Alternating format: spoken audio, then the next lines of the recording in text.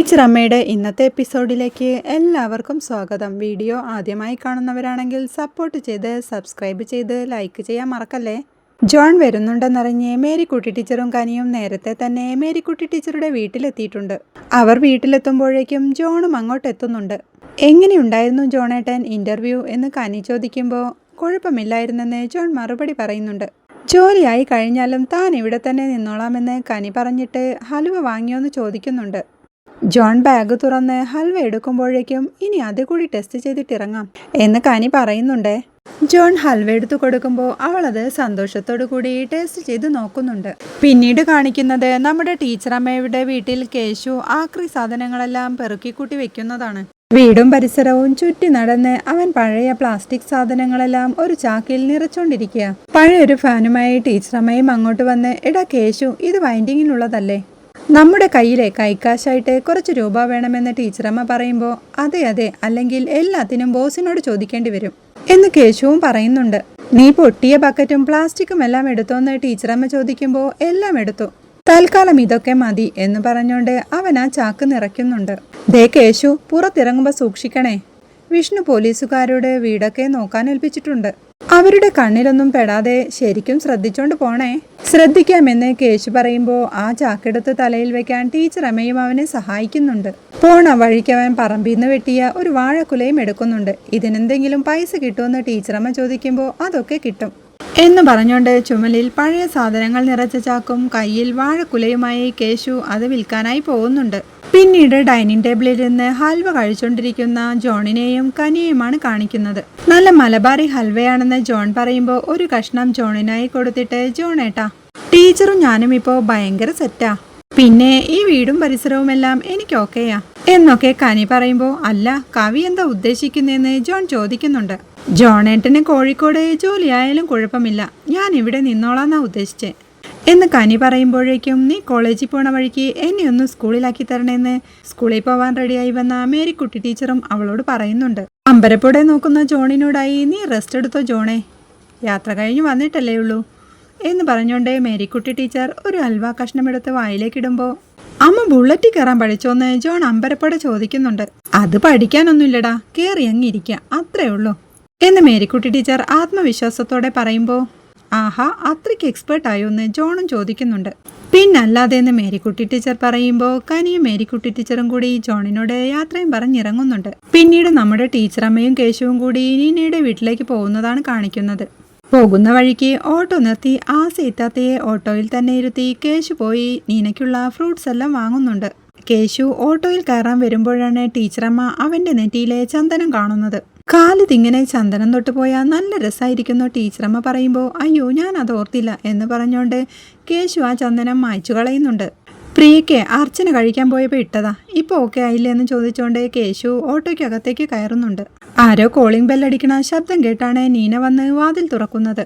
വാതിൽ തുറക്കുമ്പോൾ നമ്മുടെ ഇത്താത്തയും ഖാലിദും അകത്തേക്ക് കയറുന്നുണ്ട്. അവരെ കണ്ട് ആരാണെന്ന് നീന ടീച്ചർ ചോദിക്കുമ്പോൾ, ഉമ്മയെ മനസ്സിലായില്ലേ നിനക്കെന്ന് കേശു ചോദിക്കുന്നുണ്ട്. മുഖം കാണാണ്ട് എങ്ങനെ അറിയുമെന്ന് നീന ചോദിക്കുമ്പോൾ, ഉമ്മ പുറത്തുള്ളവരെ ആരെയും മുഖം കാണിക്കാറില്ല, ഉപ്പ ഭയങ്കര സ്ട്രിക്റ്റ് ആണെന്ന് ഖാലിദ് പറയുമ്പോൾ തനിക്ക് ആളെ പിടികിട്ടിയില്ലെന്ന് നീനയും പറയുന്നുണ്ട്. നെല്ലിക്ക വായിലിട്ടോണ്ടാണ് നമ്മുടെ ടീച്ചറമ്മ സംസാരിക്കുന്നത്, നീനക്കുട്ടിയല്ലേ, ഇപ്പൊ ഗർഭിണിയല്ലേ എന്നൊക്കെ ഇത്താത്ത ചോദിക്കുമ്പോൾ ഇതൊക്കെ എങ്ങനെ അറിഞ്ഞോന്ന് നീന അത്ഭുതത്തോടെ ചോദിക്കുന്നുണ്ട്. ആലീസും ഞാനും കൂട്ടുകാരാ, സ്കൂളിലെ ഒന്നിച്ച് പഠിച്ചതാ. ഞാൻ ആസ്യ, സരളെടുത്തിയ നീന ഗർഭിണിയാണെന്ന് എന്നോട് പറഞ്ഞത്. ഞാൻ പുറത്തൊന്നും പോവാറില്ല, പക്ഷേ നീനമോളെ ഒന്ന് കാണണമെന്ന് തോന്നി, അങ്ങനത്തെ ഈ ഖാലിദിനെ വിളിച്ചിറങ്ങിയതാ എന്ന് പറഞ്ഞോണ്ട്, മോക്ക് ഡോക്ടർ റെസ്റ്റ് പറഞ്ഞേക്കുവല്ലേ, അവിടെ ഇരിക്കാമെന്ന് പറഞ്ഞോണ്ട് അവളെ സോഫയിലേക്ക് പിടിച്ചു വലിച്ചു കൊണ്ടുപോകുന്നുണ്ട് ഇത്താത്ത. അവർ വാങ്ങിയ ഫ്രൂട്ട്സ് കൊടുത്തോണ്ട്, ഈ ഫ്രൂട്ട് എല്ലാം കഴിക്കണം കേട്ടോ, എന്നാലേ നല്ലൊരു മൊഞ്ചത്തി കുഞ്ഞാവേ കിട്ടൂ എന്നവർ പറയുമ്പോൾ, പെൺകുട്ടിയാണെന്നാണോ ഉമ്മ പറയുന്നതെന്ന് നീന ചോദിക്കുന്നുണ്ട്. വയറു കണ്ട എനിക്കറിയില്ലേ, ഇത് പെൺകുട്ടി തന്നെയാ, മോക്ക് നല്ലതേ വരൂ എന്ന് പറഞ്ഞുകൊണ്ട് ഇത്താത്ത കൈകൂപ്പി പ്രാർത്ഥിക്കുമ്പോഴാണ് എനിക്കെന്തോ സംശയം തോന്നുന്നത്. പിന്നെ അമ്പരപ്പോടെ കേശുവിനെ നോക്കുമ്പോഴാണ് കേശുവിന്റെ കഴുത്തിൽ നെറ്റിയിൽ തൊട്ടതിന്റെ ബാക്കി ചന്ദനം തൊട്ടത് കാണുന്നത്. അത് കാണുന്ന അവൾ ഇത്താത്തയോടായി, ഇത് ഉമ്മയുടെ മോനാണെന്നല്ലേ പറഞ്ഞത്?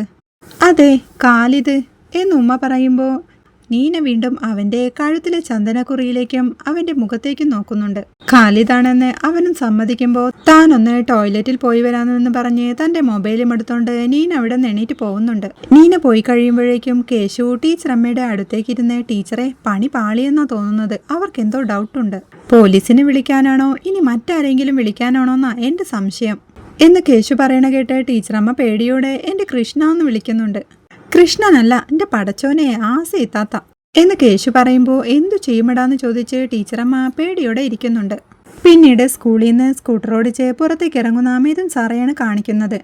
നീന മിഥുൻ സാറിനെ വിളിച്ചിട്ട് എവിടെയാണെന്ന് ചോദിക്കുമ്പോൾ ട്രഷറി വരെ ഒന്ന് പോവാനുണ്ടായിരുന്നു, അതിനായി പുറത്തിറങ്ങിയതാ, വരുമ്പോൾ എന്തെങ്കിലും വാങ്ങിക്കാനുണ്ടോന്ന് മിഥുൻ സാർ ചോദിക്കുമ്പോൾ അതല്ല, ഇവിടെ ഒരു ഉമ്മയും മോനും വന്നിരിക്കുക, അമ്മയുടെ കൂടെ പഠിച്ച ആസിയാണെന്നാ എൻ്റെ അടുത്ത് പറഞ്ഞത്. എനിക്ക് അങ്ങനെ ഒരാളെ അറിയയില്ല, ഞാൻ പ്രഗ്നന്റ് ആണെന്നറിഞ്ഞ് എന്നെ കാണാൻ കുറെ ഫ്രൂട്ട്സും പലഹാരങ്ങളും ഒക്കെ ആയി വന്നതാ എന്ന് നീന ടീച്ചർ പറയുമ്പോൾ ശ്രദ്ധിക്കണം, പല വിധത്തിൽ ആളുകൾ തട്ടിപ്പിനിറങ്ങിയിട്ടുണ്ട്, അവരെന്തെങ്കിലും തന്നാ അത് വാങ്ങിച്ച് കഴിക്കൊന്നും ചെയ്യരുത്, ചിലപ്പോ മയക്കാനുള്ള എന്തെങ്കിലും ആവുമെന്ന് മിഥുൻ സാർ പറയുന്നുണ്ട്. അപ്പോഴാണ് അവരുടെ മോന്റെ കഴുത്തിലെ ചന്ദനം മായ്ച്ച അടയാളം ശ്രദ്ധിച്ച കാണാം.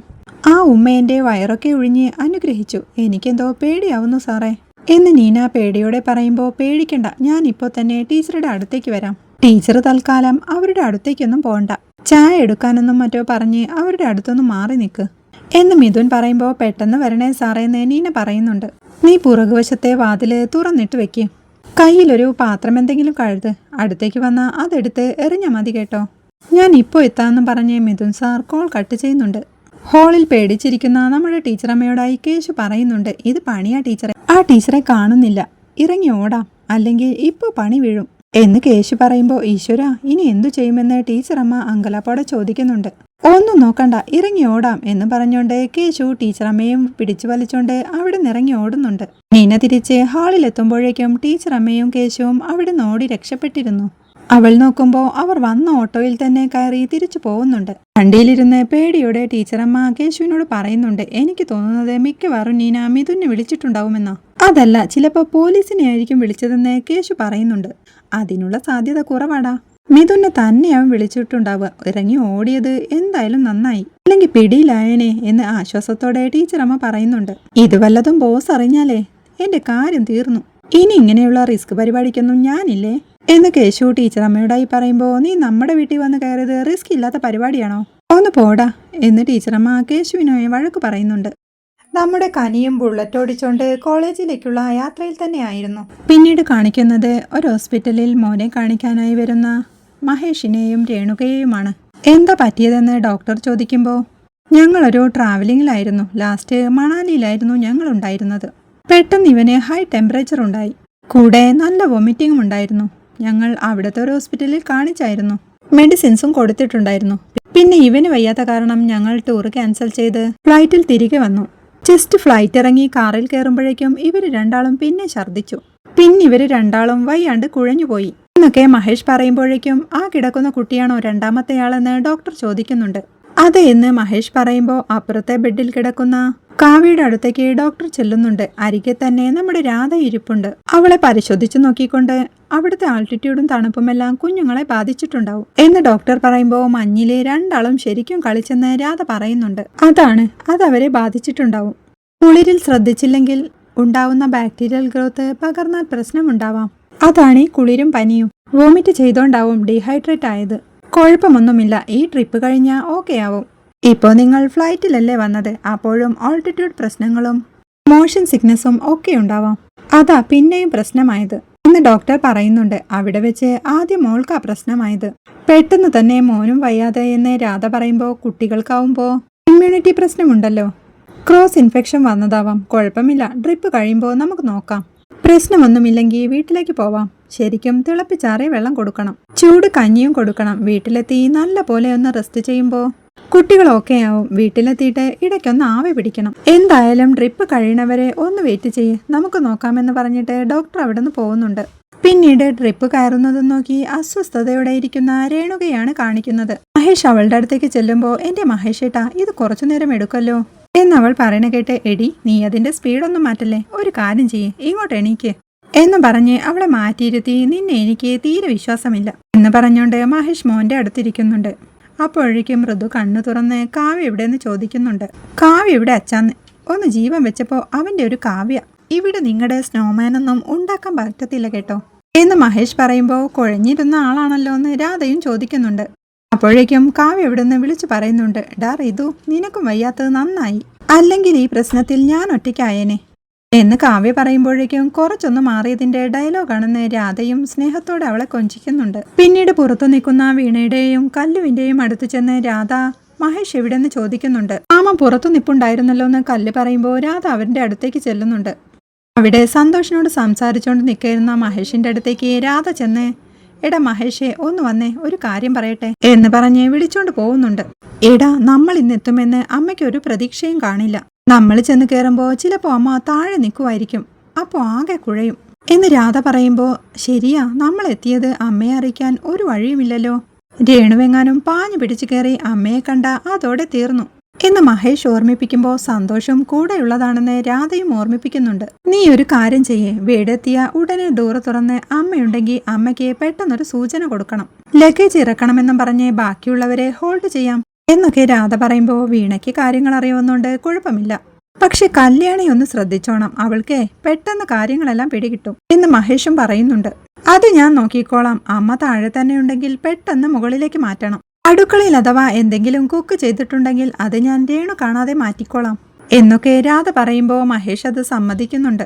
സന്തോഷിന്റെ അടുത്തേക്ക് ചെല്ലുമ്പോൾ രാധ സന്തോഷിനോടായി പറയുന്നുണ്ട്. സന്തോഷേ, അകത്തേക്കിരിക്കാം, ട്രിപ്പ് തീരാൻ ഇനിയും കുറെ സമയമെടുക്കുമെന്ന്. അതൊന്നും സാരമില്ല ചേച്ചിന്ന് സന്തോഷ് പറയുമ്പോൾ രാധ അവിടെ നിന്ന് പോകുന്നുണ്ട്. പിന്നീട് വീണ ഹോസ്പിറ്റലിൽ നിന്ന് കനിയെ വിളിക്കുന്നുണ്ട്. ബുള്ളറ്റ് ഓടിച്ചോണ്ട് റോഡിലൂടെ വരുന്ന കനി അവളുടെ കോൾ കണ്ട് പെട്ടെന്ന് എടുത്തിട്ട് എന്താ വിളിച്ചെന്ന് ചോദിക്കുന്നുണ്ട്. കനി, ഞങ്ങൾ ഇങ്ങെത്തി, ഞങ്ങള് എയർപോർട്ടിന്റെ അടുത്തുള്ള ക്ലിനിക്കിലാ എന്ന് വീണ പറയുമ്പോൾ എന്ത് പറ്റിയെന്ന് കനി ചോദിക്കുന്നുണ്ട്. അത് മണാലി വെച്ച് കാവ്യയ്ക്കും പ്രതിക്കൂട്ടനും വയ്യാതെയായി, പനിയും ഛർദിയും, ഞങ്ങൾ അങ്ങനെ യാത്ര ക്യാൻസൽ ചെയ്ത് ഫ്ലൈറ്റിലിങ്ങ് പോന്നു എന്നൊക്കെ വീണ പറയുമ്പോൾ അല്ല, നിങ്ങൾ വരാൻ ഇനി 2 ദിവസം എടുക്കുമെന്നല്ലേ ഞാൻ കരുതിയെന്ന് കനി ചോദിക്കുന്നുണ്ട്. ഞാൻ നിന്നെ ഇടയ്ക്ക് വിളിച്ചതാ, കിട്ടിയില്ല. അവരെല്ലാം എപ്പോഴും ഒപ്പമുള്ളതുകൊണ്ട് ഇടയ്ക്ക് വിളിക്കാനും പറ്റില്ല. നിനക്ക് മെസ്സേജ് ഇട്ടിരുന്നല്ലോ, അത് നീ നോക്കിയില്ലല്ലോ എന്ന് വീണ ചോദിക്കുമ്പോൾ പിള്ളേർക്കിപ്പോ എങ്ങനെയുണ്ടെന്ന് കനി ചോദിക്കുന്നുണ്ട്. ഇപ്പൊ കുറഞ്ഞു, 2 ആൾക്കും നല്ല ക്ഷീണമുണ്ടെന്ന് വീണ പറയുമ്പോൾ നിങ്ങൾ എപ്പോ വീട്ടിലെത്തുമെന്ന് കനി ചോദിക്കുന്നുണ്ട്. അവരിപ്പോ ഡോക്ടറെ കാണാൻ കയറിയിരിക്കുക, അത് കഴിഞ്ഞ് നേരെ ഞങ്ങൾ അങ്ങോട്ട് തിരിക്കും എന്ന് വീണ പറയണ കേട്ട് ഡി അവിടെ ആകെ അലങ്കോല, ഇന്നത്തെ ഫുഡ് വരെ വെച്ചിട്ടുണ്ട്, അതെല്ലാം എടുത്തു മാറ്റി പഴയ പോലെ ആക്കണ്ടേ, ആകെ കുഴഞ്ഞല്ലോ.